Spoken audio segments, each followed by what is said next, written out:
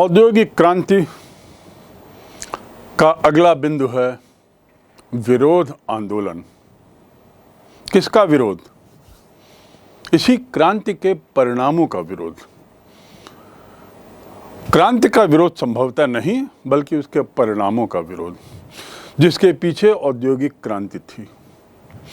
हमने अभी तक क्रांति क्या है देखा,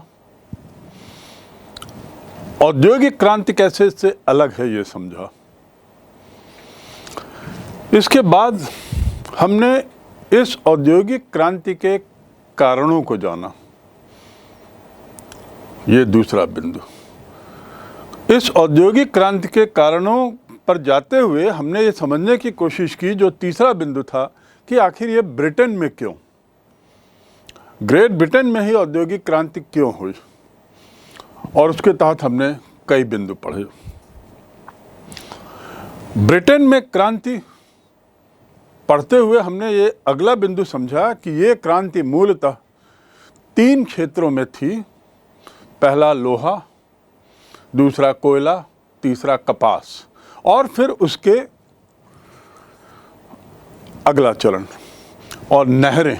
लोहा, कोयला, कपास, ये इनमें मूल क्रांति हुई, क्योंकि इनके कारण अगला दौर एक तरीके से आता है। उसके बाद हमने पढ़ा नहरें और रेलवे। इस क्रांति में जो दूसरा चरण आता है, क्रांति का अगला जो कदम होता है, उसमें रेलवे को उसका श्रेय जाता है। तो हमने पढ़ा नहरें और रेलवे और उसके परिणाम। अब जब नहरें और रेलवे का अध्ययन कर रहे थे, तो उसके बाद हमने कुछ जाना कि इसकी कुछ बुराइयां भी प्रारंभ हो गई थीं। इसके पहले कपास के अध्ययन के दौरान हमने ये देखा कि कपास और भारत का संबंध एक दूसरे से कैसे है, कितना गहन संबंध है और क्या विरोधाभास है, इसको भी समझा। जब हम रेलवे का अध्ययन कर रहे थे, तो उसके बाद अगला बिंदु जो आया था, वह था समाज के विभिन्न तबकों में इसका प्रभाव। और मूल रूप से इसके प्रभाव जो थे वो मजदूरों और उसके बाद स्त्री बच्चों, इन पर क्या पड़ा ये हमने पढ़ा। मजदूरों और स्त्री और बच्चों में, क्योंकि इस पूरे औद्योगिक क्रांति के दौरान चर्चा करते समय हम समझ चुके थे कि अमीरों पे क्या प्रभाव पड़ा, धनाढ्य वर्ग पे क्या प्रभाव पड़ा। ये उस पूरी चर्चा के दौरान जो ऊपर की गई है उसमें हम पढ़ चुके थे। अब यहाँ पर हमने स्त्रियों और बच्चों पे इसके प्रभाव पड़े, और फिर अंत में हमने पढ़ा अन्य प्रभाव बाई प्रोडक्ट के रूप में जो सामने आए, जैसे शहरीकरण का होना, गंदगी का होना, पोल्यूशन, प्रदूषण होना, आदि आदि। इतना पढ़ने के बाद ऐसा लगने लगता है, जब हम अंतिम बिंदु पर आते हैं, दुष्प्रभावों पर, जबकि प्रभाव की भी यदि बात करें हम, इसका क्या प्रभाव पड़ा महिलाओं और स्त्रियों और बच्चों पर, मजदूरों पर, तो उसके दो तरह के प्रभाव थे।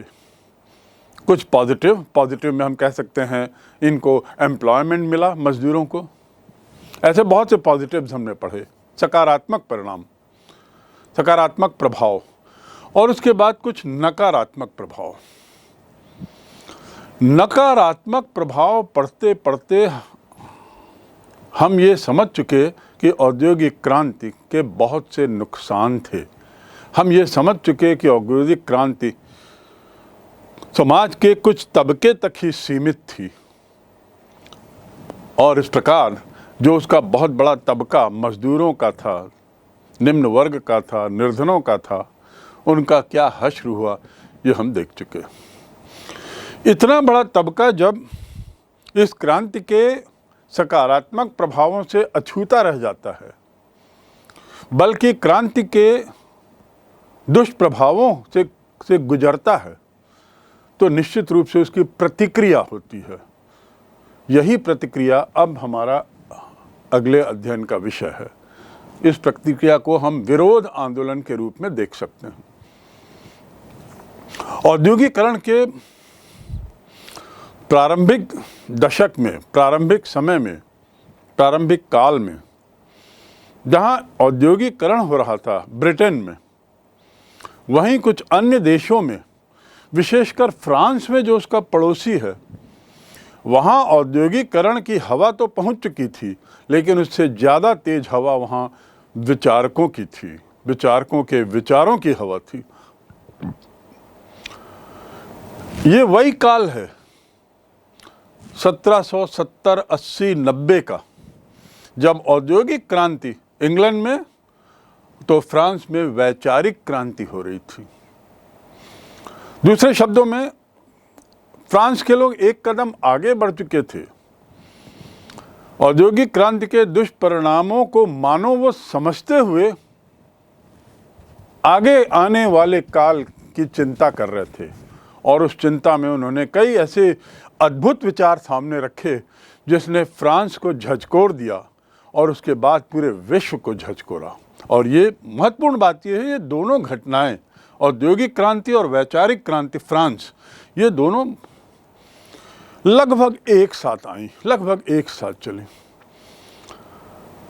ये विचार क्या थे, किन विचारों की बात मैं कर रहा हूं? आज जो बहुत सामान्य माना जाता है वह विचार स्वतंत्रता, समानता, बंधुत्व, ये आज दिन प्रतिदिन हम सुनते हैं, क्योंकि हम मान के चलते हैं कि हमें स्वतंत्रता है, हमें समानता है, समानता का अधिकार है, स्वतंत्रता का अधिकार है, सब भाई बंधु हैं, वसुधैव कुटुंबकम की भावना की बारंबार बात करते हैं। लेकिन 200 वर्ष पूर्व स्थितियां ऐसी नहीं थीं। 1780 के पहले का जो समाज था उसमें स्वतंत्रता, समानता की भावना तो थी नहीं। औद्योगिक क्रांति के काल में हमने देखा है कि 16-18 घंटे कार्य करना किसी तरह की स्वतंत्रता देता है। मजदूरों को शहर के बाहर रहना, एक विशेष तरह के वातावरण में कार्य करना, आदि आदि, और उनको पूरी अलग श्रेणी में रखना, क्या ये समानता की भावना का परिचायक है? ऐसा ही कुछ समाज पूरे विश्व में था, तत्कालीन समाज। फ्रांस में भी था, फ्रांस में भी ऐसा ही समाज बटा हुआ था, और इसी का परिणाम था कि वहाँ पर स्वतंत्रता, समानता और बंधुत्व की भावनाओं को लेकर वैचारिक क्रांति हुई। और वैचारिक क्रांति से तात्पर्य है, इन विचारों का इतना ज़्यादा प्रचार प्रसार हुआ कि इसने समाज को झकझोर दिया, और 1789 में, 1789 में फ्रांस में वहाँ का एक किला है जो जेल था, जिसका जेल के रूप में उपयोग होता था, जहाँ राजनीतिक कैदी रखे जाते थे, बास्टाइल का किला। उस बास्टाइल के किले पे सामान्य आदमियों ने हमला बोलकर उन कैदियों को मुक्त किया। उसके बाद वहाँ के राजा को पदच्युत किया और सत्ता पूरी अपने हाथ में ले ली सामान्य व्यक्तियों ने। और नारा क्या था? स्वतंत्रता, समानता और बंधुत्व। इस प्रकार वहाँ पे संसदीय प्रणाली, संसदीय सभाएं, लोकतांत्रिक संस्थाएं बननी शुरू हुई। ये क्रांति है, वैचारिक क्रांति, जिसका मैं कहा। इन जन आंदोलनों से, ये जन आंदोलन के रूप में हुआ। इंग्लैंड में तो बेचारे मजदूर वर्ग, नीचे के तबके के लोगों को तो बोलने की फुर्सत नहीं थी। यहाँ की स्थिति भी बहुत दयनीय थी, लेकिन इसका प्रतिरोध विरोध के रूप में हुआ, जन आंदोलन के रूप में हुआ। और बास्टाइल के किले पर हमला करके उन्होंने जब कैदियों को मुक्त किया वहाँ की जनता ने, तो एक नई तरह की क्रांति पैदा हुई। उसने भी विश्व को झकझोर दिया। आर्थिक दृष्टि से जहाँ औद्योगिक क्रांति ने आधुनिकीकरण की ओर कदम बढ़ाया, वहीं वैचारिक दृष्टि से फ्रांसीसी क्रांति ने आधुनिकीकरण की ओर कदम बढ़ाया। ये दोनों में अंतर है। इंग्लैंड में फैक्ट्री में काम करने की जो कंडीशन थी वो बड़ी कठोर थी। हम बात कर रहे हैं ये विरोधी आंदोलन शुरू क्यों हुए, तो पहला कारण तो आप समझ गए, वैचारिक क्रांति। अब जब फ्रांस में वैचारिक क्रांति हो रही है और सत्ता पलट तक हो चुका है, निश्चित रूप से वहाँ की बयार, वहाँ की हवा, उसका प्रभाव इंग्लैंड में भी पड़ेगा। वहाँ की जनता भी सुनेगी, समझेगी, जानेगी। प्रिंटिंग प्रेस भी आ चुका था, तो बातें तो पहुँच रही थी, विचार तो पहुँच रहे थे। तो पहला कारण विरोध का ये। दूसरा कारण फैक्ट्रियों में काम करने की कठिन परिस्थितियां, उसको भी लेकर राजनीतिक विरोध बढ़ता जा रहा था। तीसरा कारण सन 1792 से लेकर 1815 यानी लगभग 20-22 वर्ष के काल में इंग्लैंड और फ्रांस के बीच युद्ध होता है। इसको याद रखने का बड़ा सरल तरीका है कि दोनों के बीच में एक बड़ा लंबा युद्ध का दौर चलता है, और इसको याद रखने के लिए आप याद रखें, दो पड़ोसी क्या कभी साथ रह सकते हैं? बड़ा मुश्किल होता है साथ निभाना। फ्रांस और इंग्लैंड बिल्कुल एक दूसरे का पड़ोसी, लेकिन एक ऐसी स्थिति आई जब जानी दुश्मन बन बैठे। एक दूसरे को नीचा दिखाने के लिए उन्होंने क्या नहीं किया, क्या हथकंडे नहीं अपनाए। उन्हीं हथकंडों का परिणाम था ये 25-28 वर्ष का युद्ध, जिसे हम लगभग 30 इयर्स वॉर के रूप में भी कहते हैं। सन 1792 से 1815 इंग्लैंड और फ्रांस का युद्ध, ये तीसरा कारण। अब ये युद्ध कैसे कारण बना? क्योंकि इस युद्ध ने, इस नक्शे में यदि आप देखें, जहां पर अधिकतर सी रूट इंग्लैंड फ्रांस को छूता हुआ है, यानी अधिकतर व्यापार इसी रास्ते से होता था, वो व्यापार छिन्न भिन्न हो गया। और व्यापार छिन्न भिन्न हुआ तो उससे प्रभावित कौन हुए? सबसे ज़्यादा तो ये अमीर वर्ग के लोग, जिनका उद्योग प्रभावित हुए, जिनका व्यापार प्रभावित हुआ। पर उद्योग और व्यापार के प्रभावित होने से जब ये सामान को बेचना कठिन हो गया, तो निश्चित रूप से इसका उत्पादन भी कम कर दिया गया या कम हो गया। रॉ मटेरियल का आयात मुश्किल हो गया, कपास का आयात मुश्किल हो गया, क्योंकि सी रूट पे झगड़े हो रहे थे। तो जब आयात नहीं, रॉ मटेरियल नहीं तो प्रोडक्शन नहीं। ऐसा ही सभी क्षेत्र में हुआ। तो आप युद्ध की कल्पना करिए और समझने की कोशिश करिए कि युद्ध किस रूप में समाज को प्रभावित कर सकता है। और ये 1-2 वर्ष का युद्ध नहीं था, 25-30 वर्षों का युद्ध था। इसने व्यापार को बहुत बुरी तरह प्रभावित करके उद्योगों की चौपट कर दिया। ये अगला कारण।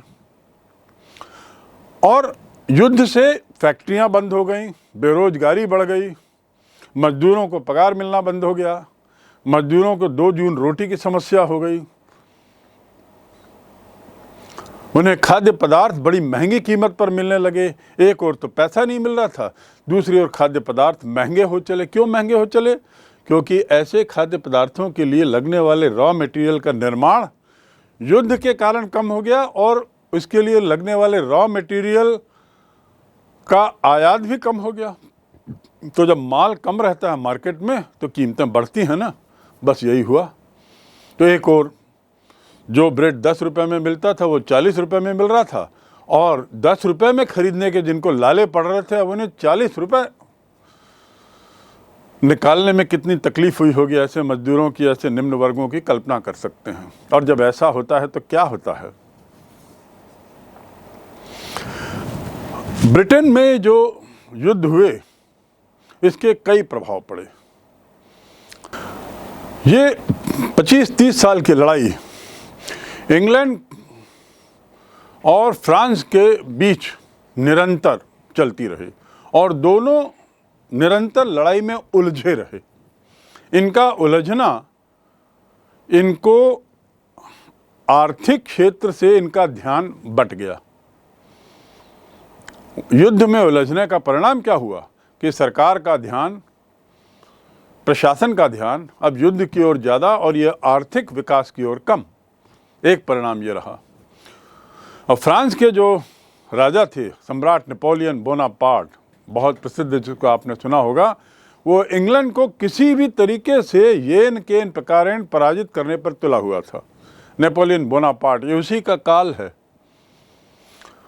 और इसने नेपोलियन बोनापार्ट की ये जो पराजित करने का जो जिद्द थी, उसने इंग्लैंड के उद्योग को बहुत प्रभावित किया। पहला प्रभावित करने का तरीका सरकार का ध्यान बटाना। दूसरा, इस युद्ध के फलस्वरूप इंग्लैंड और यूरोप के बीच में जो व्यापार था वो छिन्न भिन्न हो गया, मैंने बताया, सी रूट। तीसरा, इंग्लैंड की व्यवस्था पूर्वक अनेक फैक्ट्रियों को बंद करना पड़ा। चौथा, मजदूर आजीविका से वंचित हो गए, बेरोजगार हो गए, बेरोजगारी बढ़ी। पांचवा, नेपोलियन की जो व्यवस्था थी, जो उसने साम्राज्य बनाया था, जिसे हम कह सकते हैं महाद्वीपीय व्यवस्था, नेपोलियन की जो व्यवस्था थी, नेपोलियन ने जो व्यवस्था अपने समय में देखी थी, महाद्वीपीय व्यवस्था, पूरे महाद्वीप को लेकर, उस व्यवस्था और उसके आर्थिक बहिष्कार की नीति ने कुछ समय के लिए इंग्लैंड को आर्थिक संकट में डाल दिया। ये नेपोलियन का एक तरीका था इंग्लैंड को परेशान करने का, बहिष्कार करना, आर्थिक बहिष्कार। और जो उस समय की तत्कालीन जो व्यवस्था थी पूरे महाद्वीप में, यूरोप महाद्वीप में, उसका व्यापार अन्य महाद्वीपों के साथ एक तरीके से फ्रांस ने उसका भी बहिष्कार किया। इससे बड़ा आर्थिक संकट इंग्लैंड के अंदर ही पैदा हो गया। नेपोलियन इस व्यवस्था से विदेशी व्यापार को ही खत्म करना चाहता था और इंग्लैंड को विश्व का वर्कशॉप, उस समय जो कहते थे द वर्कशॉप ऑफ यूरोप, उसका माल ही बिकना बंद हो गया, क्योंकि उसने पूरी जो समुद्री क्षेत्र थे, एक तरीके से उसमें काफ़ी परेशानियां पैदा की। उसके साथ ही वस्तुएं भी बिकना कम हो गई। तो जब आयात नहीं, निर्यात नहीं, या उसमें खलल, तो निश्चित रूप से उद्योग प्रभावित होगा, बंद होगा, शुरू होगा, कम उत्पादन करेगा, आदि आदि। और उसके साथ ही अंतिम परिणाम कि खाद्य वस्तुओं की कीमतें आसमान छूने लगी। मुद्रा का मूल्य जो है वो बहुत कम हो गया। मुद्रा का मूल्य का अर्थ क्या है? एक तरीके से अवमूल्यन। पहले 100 रुपये में इतना सामान आता था, अब 100 रुपये में और उससे कम आने लगा।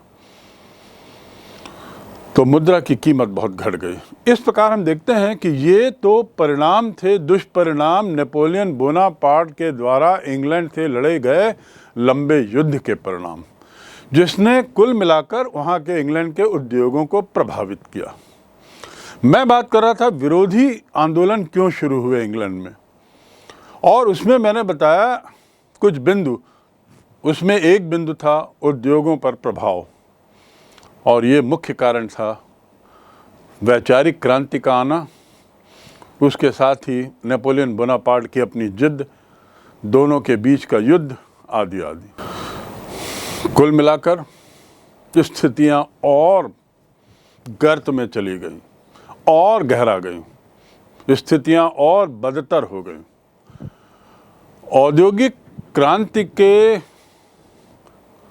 परिणाम स्वरूप शुरू में कारखानों में जो मजदूरों की स्थिति हो गई थी, उनसे 14 से 16 घंटे काम जो लिया जाता था, स्त्रियों बच्चों पर जो प्रभाव पड़ता, आदि आदि, ये सब बहुत बुरी बुरी हालत हो गई थी। इसका धीरे धीरे राजनीतिक विरोध होने लगा, ये अगला कारण है। मैं कह रहा हूँ राजनीतिक विरोध अब धीरे धीरे शुरू होता है।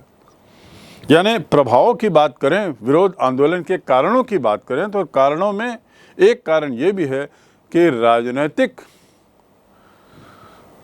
दिशा इनके मुद्दों ने लेने लगी। मजदूरों का विरोध प्रदर्शन होने लगा और अंततः सरकार ने दमनकारी नीति अपनाई। ये हुए विरोध के कारण। बदलता माहौल, कहाँ हम औद्योगिक क्रांति के पॉजिटिव सकारात्मक पहलुओं की बात कर रहे थे, और अब नकारात्मक पहलुओं का प्रभाव इतना ज़्यादा पड़ता है कि आने वाला दशक, आने वाला काल एक ऐसा काल है जब सतत रूप से जन आंदोलन हो रहे हैं, विद्रोह हो रहे हैं, विरोध हो रहे हैं, सरकार के द्वारा दमनपूर्वक कार्रवाई की जा रही, आदि आदि, जिसका तो इसकी भूमिका मैंने आपको बता दी। कि क्या पृष्ठभूमि थी जब ये विरोध आंदोलन होते थे। 1795 में इस बढ़ते हुए विरोध और राजनीतिक दखल, मजदूरों के मुद्दों को लेकर जो आवाज़ बढ़ रही थी, उसको कुचलने के लिए, उसको रोकने के लिए 1795 में ब्रिटिश संसद ने 2 जुड़वां कानून पारित किए। जुड़वां कानून उसे कहते हैं। उस कानून के तहत पहला बिंदु, ये पहला कदम था अंग्रेजों के द्वारा दमनकारी नीति का आधिकारिक कदम। किनके खिलाफ दमनकारी? मजदूरों के खिलाफ। जुड़वां कानून में था कि लोगों को भाषण और लेखन द्वारा शासक, संविधान व सरकार के विरुद्ध घृणा या अपमान करने के लिए उकसाए जाने पर कड़ी सजा का प्रावधान। देखिए, पहली बार इस तरह का कानून आता है जिसमें सरकार की ताकत जनता के विरुद्ध दिखाई दे रही है। ऐसा नहीं कि ऐसी घटनाएं पहले भी ना हुई हो, पहले भी हुई थी, लेकिन यहाँ औद्योगिक क्रांति, जिसका काल 1750-60 से माना जाता है, मात्र 40-50 वर्षों में, बल्कि 1795 में ऐसे कानून बनाने की जरूरत पड़ गई। मतलब लगभग उसी काल के बीच ही अंग्रेजों को एक कानून पारित करना पड़ा जिसको कहते हैं जुड़वां कानून। जुड़वां कानून के तहत इसे जुर्म माना गया, किसे? लोगों को भाषण व लेखन द्वारा शासक, संविधान या सरकार के खिलाफ उकसाना या उसका अपमान करना। इसे हम कह सकते हैं ड्रैकोनियन कानून। ड्रैकोनियन कानून, ये एक अवैध करार दे दिया गया। उसके बाद दूसरा, बैठकें, सार्वजनिक बैठक पर भी प्रतिबंध लगा दिया गया। सार्वजनिक बैठक से तात्पर्य यह है 50 से ज़्यादा लोग एक जगह इकट्ठे नहीं हो सकते, ऐसा कानून बना दिया गया। सोचिए, मतलब किसी बैठक के लिए इकट्ठे नहीं हो सकते। इसे कहते हैं जुड़वां कानून। अब स्थितियां और खराब होती हैं। दमन की अपनी प्रतिक्रिया होती है। जब किसी समूह को इस तरीके से कुचला जाता है तो वो समूह प्रतिक्रिया भी करता है, और प्रतिक्रिया के लिए यदि अंदर भूख है, वैचारिक भूख, पेट की भूख, तो ये प्रतिक्रिया बड़ी तीव्र होती है। और यही हुआ। मैंने बताया कीमतें बढ़ती कीमत से क्या हुआ? दूसरी समस्याएं पैदा हो गई, और मजदूरों की संख्या तो बढ़ ही रही थी लगातार। बढ़ते हुए मजदूरों की संख्या इतनी ज़्यादा, मजदूरों का क्रोध, मजदूरों का असंतोष अब सामने आने लगा, क्योंकि वे एक तरीके से संगठित दिखने लगे। संगठित तो नहीं थे, लेकिन उनकी भीड़ ही इतनी थी कि वो एक संगठन के रूप में दिखने लगे, और इनका विरोध अब सामने आने लगा। 1790 से ये आंदोलन लगातार चलते हैं। विशेष उत्तेजना इस आंदोलन में दिखती है, और 1795 में तो ऐसे कितने ही आंदोलन हुए। ये आंदोलन किस लिए? अपनी स्थितियों को बेहतर करवाने की मंशा के लिए, अपने कार्य की स्थितियों को, अपने जीवन शैली को, अपनी तनख्वाह को, अपने लिविंग स्टैंडर्ड को ठीक करवाने के अनुरोध के लिए हुए थे विरोध। और जब ये अनुरोध माना नहीं जा रहा था तो फिर वो विद्रोह में बदलता है, उत्तेजना बढ़ती जाती है। मैंने कहा 1795 में तो कई दंगे ऐसे हुए। ब्रेड जो होता था वो गरीबों का मुख्य भोजन था। ब्रेड और खाद्य के लिए भी अब दंगे शुरू हो गए। उत्तेजित मजदूरों ने ब्रेड के भंडारों पर हमला बोल दिया, धावा बोला, क्योंकि उसे तो खरीद तो पा नहीं रहे थे।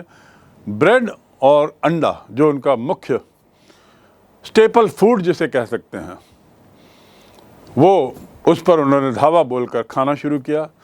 उचित मूल्य पे तो मिल ही नहीं रहे थे, और ऊंचे मूल्यों से कम मूल्य में बेचे गए, वो उद्योगपतियों की व्यवस्था थी। 1795 आते आते ये बहुत विशालकाय रूप ले लेता है। ये विरोध आंदोलन काफ़ी ज़्यादा तेज हो जाता है। तो फैक्ट्रियों की स्थिति को लेकर मजदूरों का आंदोलन, फिर उसके बाद दूसरे तरह के आंदोलन भोजन के लिए, और एक और तरह के आंदोलन का दौर ये देखता है। ये काल 1830 के आसपास बड़े बड़े फार्म हाउस में काम करने वाले मजदूरों ने भी आंदोलन शुरू कर दिया। अब ये आंदोलन क्यों शुरू हुए? क्योंकि जिस तरीके से व्यापार प्रभावित हुआ था उससे वहाँ का जो फार्म हाउस की जो फार्मिंग थी वो प्रभावित हुई, और उसके साथ ही साथ बड़े बड़े फार्म हाउस में मशीनीकरण ज़्यादा हुआ, या उल्टा कहना चाहिए कि मशीनीकरण के कारण, बढ़ती मशीनीकरण के कारण अब खेतों की साइज और बढ़ाने की ज़रूरत पड़ी। जब आप ट्रैक्टर चलाते हैं तो छोटे खेत में ट्रैक्टर चलाना मुनासिब नहीं है। संभव तो है लेकिन उसके फ़ायदे कम, नुकसान ज़्यादा हैं। महंगा पड़ेगा आपको ट्रैक्टर, और छोटे खेतों में ट्रैक्टर सब जगह चल नहीं पाता, इस बात को आप समझते हैं। ऐसे ही जो भी अन्य मशीनें थीं, उस मशीनों की आवश्यकता अब पड़ने लगी थी, क्योंकि खेत बड़े हो चले थे तो मशीनें लगाई जा रही थीं, और मशीनें लगाई जा रही थीं इसलिए भी खेत बड़े किए जा रहे थे। इस मशीनीकरण का परिणाम क्या हुआ कि फार्मिंग से भी अब बहुत सारे मजदूर निकाल दिए गए, काम से वंचित कर दिए गए। एक मशीन आई थी जिसे कहते हैं threshing machine, THREASING, threshing machine. Threshing machine का क्या काम है? आज बहुत गांव में इसका उपयोग होता है, जो खलिहान भूसी को अलग अलग करती, दाने से अलग करती। थ्रेशिंग मशीन दाने से खलिहान भूसा को अलग करती है। पहले ये काम मजदूर करते थे हाथ से, सोपा लेके। अब थ्रेशिंग मशीन के आने से इस क्षेत्र में लगे हुए बहुत सारे मजदूर रोजगार से वंचित हो गए। उन्होंने गुस्से में आकर मशीनों को तोड़ना शुरू किया। तो अब फार्मिंग क्षेत्र में भी आंदोलन होता है, और उसका कारण है फार्मिंग क्षेत्र का मशीनीकरण और थ्रेशिंग मशीन का आना। तो यहाँ भी तोड़फोड़ शुरू हुई। अब जब यहाँ पे तोड़फोड़ होती है तो यहाँ भी प्रशासन किनका साथ देगा? जमींदारों का, धनाढ्य वर्ग के लोगों का। उद्योगों में जब तोड़फोड़ हुई तो किनका साथ देगा? उद्योगपतियों का, उनका पक्ष लेगा। और मजदूरों को, किसानों को व्यर्थ में हिंसात्मक बताएगा, जबकि वो हिंसात्मक बनने के लिए विवश हुए थे। हालत तो ये हो गई थी कि 450 ऐसे दंगाई मजदूरों को, तथाकथित दंगा करने वाले मजदूरों को इंग्लैंड ने कैद किया और उन्होंने ऑस्ट्रेलिया भेज दिया। ऑस्ट्रेलिया जो इंग्लैंड का उपनिवेश होता था, कहाँ इंग्लैंड नक्शे में देखिए और कहाँ ऑस्ट्रेलिया। उनको एक देश निकाला केवल इस आरोप में कि वे लोग आंदोलन कर रहे थे, पर आंदोलन तो उनका वाजिब था, लेकिन सरकार को इससे कोई मतलब नहीं, उसका कोई सरोकार नहीं। आंदोलनकारियों को उसने पकड़ा, 450 लोगों को चुना, एक जहाज में बैठा कर उन्होंने ऑस्ट्रेलिया भेज दिया, और वहाँ पर 9 लोगों को तो फांसी भी दे दी गई। ये स्थिति पृष्ठभूमि है बढ़ते विरोध की। अब अगला क्षेत्र जो बचा है अभी, वो है वस्त्रोद्योग। वस्त्रोद्योग के मजदूरों के दंगे कैसे हुए? इसकी शुरुआत होती है कृषि क्रांति से। चकबंदी और जो बड़े बड़े बाड़े बनाए गए, छोटे छोटे खेत हटा दिए गए, नवीन वैज्ञानिक तरीके लाए गए, तो मजदूरों की जरूरत तो थी नहीं। जब कृषि क्रांति होती है तो उसमें बड़े बड़े खेत बनाए गए, मशीनीकरण किया गया, और मशीनीकरण करने से, बिखरे हुए खेतों को फार्म हाउस के रूप में बदलने से, नए नए वैज्ञानिक तरीके लाने से, भाप से चलने वाले, जल शक्ति से चलने वाले मशीनों के बल पर अब खेती होने लगी। तो इस पद्धति से कृषकों के हितों को बड़ा नुकसान पहुंचता है। स्वाभाविक है, यही नुकसान का तो परिणाम था कि वे शहर की ओर भागे मजदूरी करने के लिए। छोटे जो किसान थे उनके पास अब कारखानों में काम करने के अलावा कोई चारा ही नहीं था, कोई रास्ता ही नहीं था। तो वो शहर की ओर गए, यद्यपि शहर का जीवन भी बहुत ही खतरनाक था उनके लिए। वो औद्योगिक काम मांगने लगे। वस्त्रोद्योग में भी ऐसे ही उनकी संख्या बहुत भारी संख्या में थी। मैंने बताया ना, बटन बनाने के लिए जो मजदूर लगे थे उसमें 2/3 तो बच्चे और स्त्रियां थी। तो वस्त्रोद्योग में भी अब मशीनीकरण होने लगा, और मैंने कितनी मशीनों का आविष्कार किया इसकी एक सूची आपको बताई थी। वस्त्रोद्योग में कितने मशीनों का आविष्कार हुआ। इन मशीनों का आविष्कार का परिणाम क्या? उत्पादन में तीव्रता और मुनाफे में ज़्यादा फायदा। लेकिन मजदूरों का क्या हाल? मजदूर बेरोजगार होते चले गए, और जो न्यूनतम मजदूरों की जरूरत थी उनके लिए जो वातावरण था वो बहुत खतरनाक होता चला गया। नए नए मशीनों के आविष्कार ने लोगों को और बेरोजगार बना दिया। तो अब ये मजदूर, जैसा मैंने प्रारंभ में कहा था, ना खेती के रहे, ना फैक्ट्री के रहे, ना वस्त्रोद्योग के रहे। परिणाम स्वरूप ये सब बुनकर बेकार हो गए।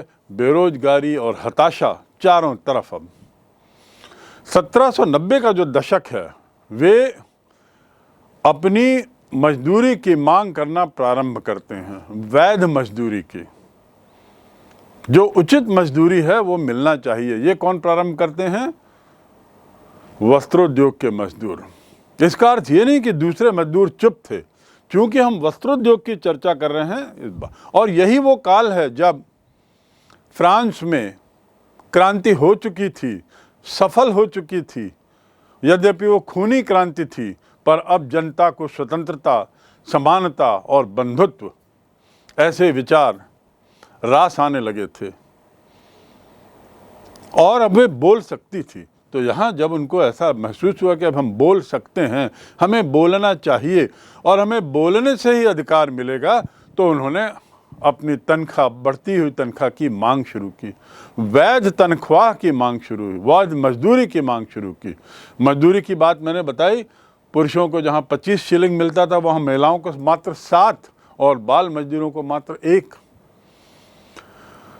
इस प्रकार ये मांग दिनों दिन बढ़ती चली गई, लेकिन सरकार ने इन सब मांगों को अनदेखा किया, क्योंकि सरकार उसी उद्देश्य से बैठी थी उस समय। वो उनकी हितैषी तो थी ही नहीं। उसे तो उद्योगपतियों, व्यापारियों और ऐसे धनाढ्य वर्ग के लोगों से कर के रूप में उगाही मिलती थी, कर के रूप में पैसा मिलता था। वे इस पहलू को नहीं देख पा रहे थे कि जिनके बल पर ये उत्पादन हो रहा है उनकी क्या स्थिति है। जब इन मजदूरों ने विवश करके हड़ताल का सहारा लिया, तो दंगे भी शुरू हो गए, हड़तालें शुरू हो गई। और जैसे फार्म हाउस की मशीनों को नष्ट करने का एक प्रोग्राम चलाया इन मजदूरों ने, ऐसे ही सूती वस्त्र से जुड़े हुए मजदूरों ने भी अब सूती वस्त्र से जुड़ी हुई मशीनों को तोड़फोड़ करना शुरू कर दिया, पावर लूम को नष्ट करना शुरू कर दिया, और सूती वस्त्र की अन्य मशीनों को अब डैमेज करना शुरू कर दिया। ऊन काटने वाली जो शीरिंग मशीन होती है, शीरिंग जो ऊन काटती है, SHEARING, शीरिंग मशीन, उसको भी तोड़ ताड़ दिया, जिससे कई मजदूरों की आजीविका का साधन ही समाप्त हो गया। लेकिन उन्हें अब इसकी चिंता नहीं थी। इस ऊन काटने के ढांचे से, उसको नष्ट करने से बहुत सारे मजदूर बेरोजगार हो गए, लेकिन उन्हें तो अब उसकी चिंता नहीं थी, उसकी परवाह नहीं थी। उन्हें पता था कि मशीन के रहने से उनका जितना नुकसान है, ना रहने से भी उनका उतना ही नुकसान है। लेकिन अब आवाज़ बुलंद करने का समय आ गया। ये होता है पूरी भूमिका। समाज के विभिन्न तबकों में प्रारंभ में मैंने आपको बताया क्या सकारात्मक प्रभाव पड़े, और इसके बाद मैंने बताया कि क्या नकारात्मक प्रभाव पड़े। अब नकारात्मक प्रभावों की प्रतिक्रिया क्या हो रही है? विरोध आंदोलन, कई प्रतिक्रियाओं में से एक मुख्य रूप से विरोध आंदोलन, या मैं कहूँ कि नकारात्मक परिणाम की यदि मैं बात करूँ, औद्योगिक क्रांति के नकारात्मक परिणामों की, तो नकारात्मक परिणामों की सूची में ये एक अंतिम परिणाम है विरोध।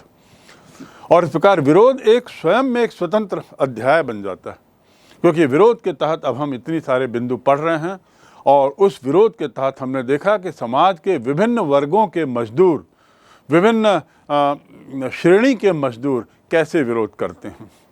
और सरकार का एक ही जवाब, इनको आवाज़ को दबाना, कुचलना, इनके विरोध को कुचलने की कोशिश करना। अब उसकी प्रतिक्रिया होती है। एक आंदोलन होता है लुइज़म आंदोलन, जिसका नेतृत्व एक जनरल नेड वुड ने किया। वो बहुत ही शानदार व्यक्ति थे, बहुत ही शानदार व्यक्तित्व के व्यक्ति थे लुइज़म। इसमें क्या होता है, ये आंदोलन 1811-17 में, 1811 से 1817 तक चला।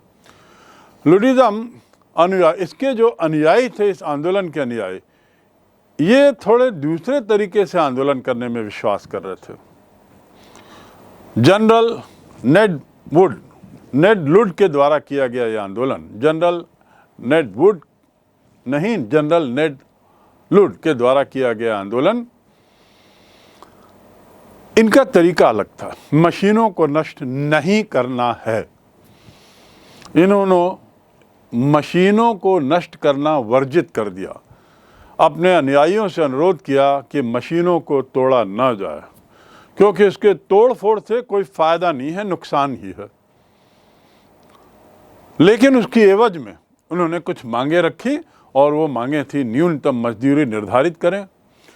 ये जो जितने मशीन मालिक थे, चाहे वो फार्मिंग से जुड़े हों, चाहे उद्योग से जुड़े हों, चाहे वे सूती कपड़े के उद्योग से जुड़े हों, लोहा कोयला उद्योग से जुड़े हों, इन उद्योगों से जुड़े हुए मालिकों को अब चिंता होने लगी कि मशीन फैक्ट्रियों को कैसे बचाया जाए।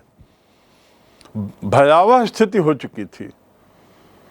लेकिन ये आंदोलनकारी तो अब कंट्रोल से, नियंत्रण से बाहर हो चुके थे, तोड़ते जा रहे थे, और ये नहीं समझ पा रहे थे कि इनको तोड़ने से इनकी जीविका स्थायी रूप से समाप्त हो जाएगी।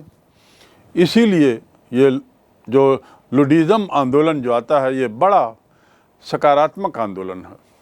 यहाँ पर जनरल नेड लुड ने ये स्पष्ट किया, अपने अनुयायियों को कहा, इन आंदोलनकारियों को समझाया और उनसे कहा कि विनाश ना करो, मशीनों को तोड़ो मत।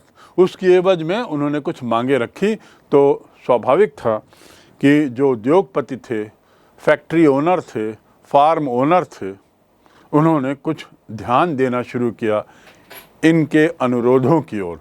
ये अनुरोध क्या क्या थे? पहला, न्यूनतम मजदूरी निर्धारित करो, न्यूनतम मजदूरी निर्धारित करो, कम से कम कितना दोगे ये तय करो, उसके ऊपर आप कितना देंगे वो दूसरी बात है। दूसरा, स्त्री और बच्चों के श्रम पर रोक लगाया जाए। ये देखिए कितना क्रांतिकारी अनुरोध है। महिलाओं और बच्चों को इन कामों में ना लगाया जाए, ताकि वे कुछ सार्थक काम कर सकें। महिलाओं और बच्चों को श्रम में न लगाया जाए, ताकि वे कुछ महिलाएं और बच्चे वे कार्य कर सकें जो उनके लिए नैसर्गिक हैं। महिलाओं का काम परिवार, महिलाओं का काम जीवन यापन की व्यवस्था करना, और बच्चे, उन्हें अपना बचपन मिल पाए। महिलाओं का काम बच्चों का लालन पालन। यदि समाज परिवार में एक व्यक्ति अर्जित करता है पर्याप्त तनख्वाह, तो इनको कार्य करने की जरूरत नहीं है, ऐसा सोच थी। और इसलिए मांग रखी गई कि स्त्री और बच्चों को मुक्त रखा जाए, उन्हें कार्य पर न लगाया जाए। और साथ ही उसके पीछे ये मंशा भी रही होगी कि पुरुष मजदूरों को, जिनकी संख्या बहुत ज़्यादा थी और रोजगार के मौके कम थे, ऐसी स्थिति में ज़्यादा से ज़्यादा पुरुषों को मजदूरी मिल सके, ये मंशा भी इस मांग के पीछे रही होगी। और तीसरा, जो इनकी तीसरी मांग थी, वो थी ट्रेड यूनियन बनाने का अधिकार। ट्रेड यूनियन मतलब अपना संगठन बनाने का अधिकार। पूर्व में, इस काल में मजदूर भारी संख्या में तो थे पर संगठित नहीं थे। सब अपनी ढपली अपना राग गाते थे। इनका कोई एक नेतृत्व नहीं था। इसलिए उद्योगपति और सरकार, धनाढ्य वर्ग और सरकार इनके आंदोलनों को कुचल देती थी। अब जब ये संगठित होने की बात आने लगी तो तीसरी मांग ये आई कि हमें यूनियन बनाने का अधिकार मिले, यूनियन बनाने की अनुमति मिले। ये है लुडिज्म आंदोलन 1811 से 1817। इसके अलावा दूसरी घटना, इसको कहते हैं पीटरलू कांड। पीटरलू कांड की भूमिका, पृष्ठभूमि में आपको जो बताया गया वही पर्याप्त है। और उसमें यह है कि अभी तक आपने पढ़ा होगा कि किसी तरह का कानून मजदूरों के लिए नहीं बना था। मजदूरों को ध्यान में रखकर किसी तरह का कानून नहीं था, चाहे वो उनके वर्किंग आवर्स का हो, चाहे वर्किंग एनवायरनमेंट का हो, काम करने के घंटे, काम करने का माहौल, उनकी रोजगार, उनके पगार का हो, उनकी तनख्वाह का हो, उनके स्वास्थ्य संबंधी बातों का हो, किसी भी चीज़ का ध्यान सरकार ने नहीं दिया था। कोई कानूनी प्रावधान नहीं दिए थे। और उसके साथ ही उन्हें मत देने का तो अधिकार था नहीं, सरकार के प्रति किसी तरह का असंतोष प्रकट करने का अधिकार तो था नहीं। अब यहाँ पर श्रमजीवी लोकतांत्रिक अधिकार, ऐसी मांग इन्होंने शुरू की। प्रेस की स्वतंत्रता, समानता, सार्वजनिक सभाएं, इनको प्राप्त करने के लिए ये आंदोलन होता है। पीटरलू कांड बिल्कुल एक अलग तरह का। इसमें क्या मांग रखी जा रही है? प्रेस की स्वतंत्रता। प्रेस की स्वतंत्रता का अर्थ क्या है कि जो समाचार पत्र समाचार लिखते हैं वे क्या लिख रहे हैं इसके लिए स्वतंत्र हैं। सरकार उसमें दखल नहीं देगी। यानी उस काल में समाचार पत्रों पर भी सरकार ने एक तरीके से दबाव डालने का प्रयास किया था कि वे ऐसे समाचार ना दें जो सरकार विरोधी हों, ऐसे समाचार ना दें जिससे हिंसा भड़के, विरोध भड़के, विद्रोह भड़के। अब पीटरलू कांड जो है वो इसी से जुड़ा हुआ है, जहां पर प्रेस की आज़ादी, सबकी समानता और सार्वजनिक सभाएं करने की स्वतंत्रता, जिसे जुड़वां कानून के तहत वंचित कर दिया था सरकार ने, ये मांगे रखी गई। इन अधिकारों की प्राप्ति के लिए ये आंदोलन होता है। एक और आंदोलनकारी लोगों की संख्या बढ़ती जा रही। विभिन्न क्षेत्रों में काम करने वाले मजदूर अब एकमत होते जा रहे हैं। उनके साथ साथ शिक्षित वर्ग भी अब जुड़ रहा है। उनके साथ साथ बुद्धिजीवी वर्ग के लोग भी अब शामिल होते हैं। इस पूरे आंदोलनों के दौरान इन आंदोलनों का एक तरीके से राजनीतिकरण भी होने लगता है और प्रेस की स्वतंत्रता, समानता जैसी मांगें अब जोर पकड़ने लगती हैं।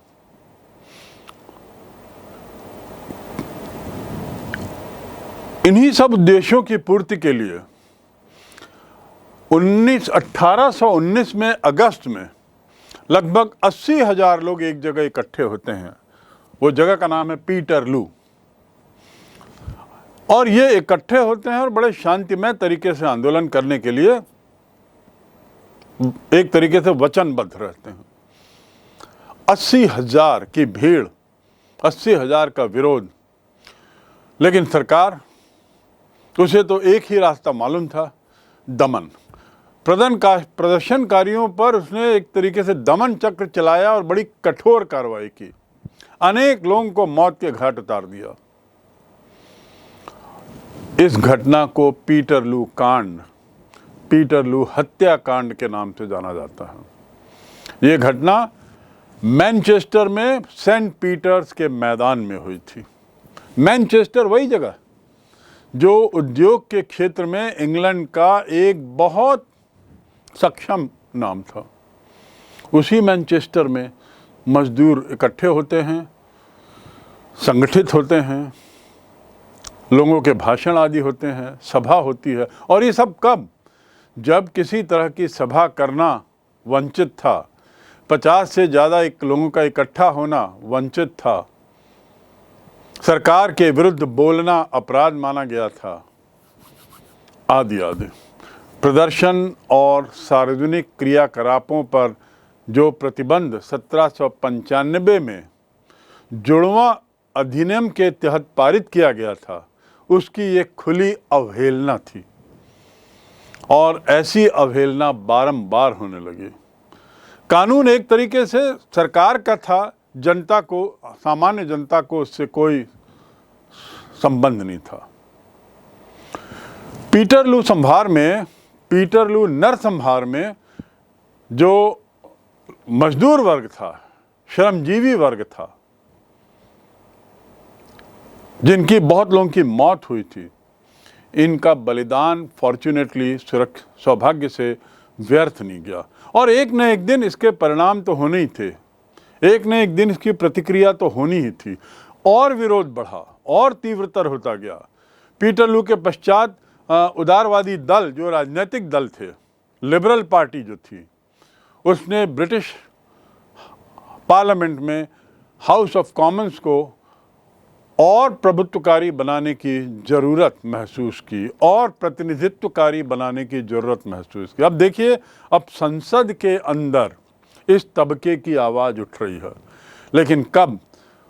1780 के बाद से, 1790 के बाद से जब आंदोलन विरोध शुरू होता है, फिर विद्रोह होता है, फिर आंदोलन होते हैं, और बढ़ते बढ़ते जब वो इतना उग्र रूप ले लेता है, तो अंततः ये बात संसद भवन के हॉल के अंदर गूंजती है और संसद के हाउस ऑफ कॉमन्स में सांसदों का कहना होता है, खासकर लिबरल पार्टी के लोगों का, उदारवादी दल का, कि ये संसद को और प्रतिनिधित्वकारी होना जरूरी है। प्रतिनिधित्वकारी से क्या अर्थ है? इसमें समाज के सभी तबके के लोगों का प्रतिनिधित्व होना जरूरी है। अभी जो हाउस ऑफ कॉमन्स है, उसमें मजदूर वर्ग का कोई प्रतिनिधित्व नहीं है। वे तो एक तरीके से मताधिकार से भी वंचित हैं, तो उनके प्रतिनिधित्व की तो बात ही दूर। तो अब संसद के अंदर हाउस ऑफ कॉमन्स में हाउस ऑफ कॉमन्स में उदारवादी दल इस बात पे दबाव बनाता है कि संसद को ज़्यादा प्रतिनिधित्वकारी बनाया जाए। यहाँ पर राजनीतिक घटनाक्रम शुरू होता है। दूसरा, 1824 में जब सरकार ने देखा कि ये जुड़वां कानून का जब तक प्रतिरोध ही नहीं हो रहा है, बल्कि उसका खुली अवहेलना हो रही है, और इस कानून के प्रतिरोध में आंदोलन बढ़ता ही चला जा रहा है, अंततः सरकार विवश हो जाती है। 1824 में जुड़वां कानून अधिनियम समाप्त कर दिया जाता है। 1824 में जुड़वां कानून अधिनियम समाप्त। देखिए कितनी बड़ी बात। जो विरोध शुरू हुआ था 1790 के आसपास से, विद्रोह में बदला, आंदोलन में बदला, दमन में, फिर सरकारी दमन होता है, दमन के बाद उन पर अत्याचार होते हैं, देश निकाला आदि आदि होता है, और फिर क्या होता है? उनकी आवाज़ संसद तक जाती है। संसद में उनके प्रतिनिधित्व की बात एक ओर जहां उठती है, वहीं दूसरी ओर सरकार विवश हो जाती है जुड़वां कानून को वापस लेने के लिए। वापस लेना मतलब मजदूरों की एक तरीके से विजय। मजदूरों ने उसे विजय के रूप में देखा, और उसके बाद उनके आंदोलन की तीव्रता और बढ़ती चली गई, उनकी आवाज़ और बुलंद होती चली गई।